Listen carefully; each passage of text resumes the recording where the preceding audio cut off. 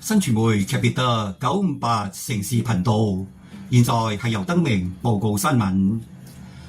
公用事業局將研究在本地興建第6座海水淡化廠嘅可行性。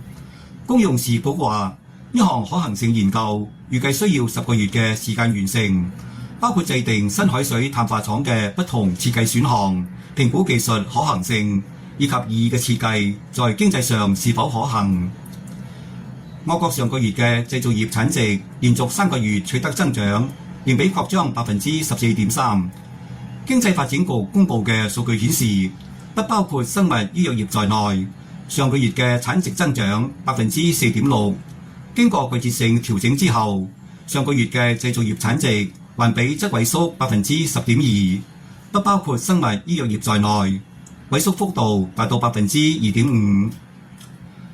在鄂蘭食國衝突中，導致一個老翁死亡嘅57歲男子，被警方帶回案發現場協助重組案情。目前被控蓄意重傷他人罪名嘅被告刁應差，琴日由幾個警員押到現場，在歷時1個幾小時嘅過程中，佢不時回答調查人員嘅詢問，協助重組案情。警方展開突擊行動，逮捕6個涉及詐騙案嘅嫌犯。另外13個人因為涉嫌充當錢類，正在協助調查。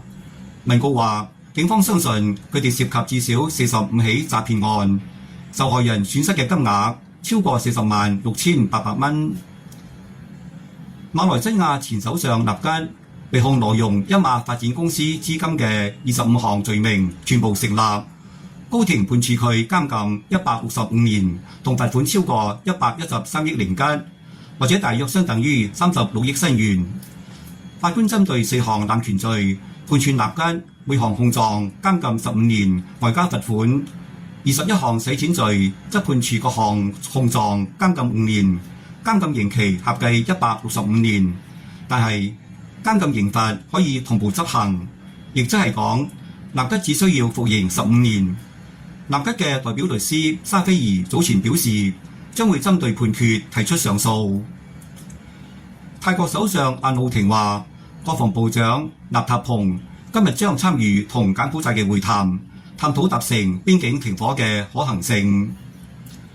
中國宣布制裁20家美國軍工相關企業同10個高管人員，以回應美國對台灣軍售。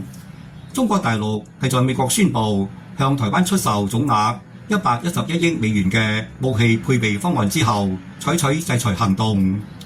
新聞報告完畢。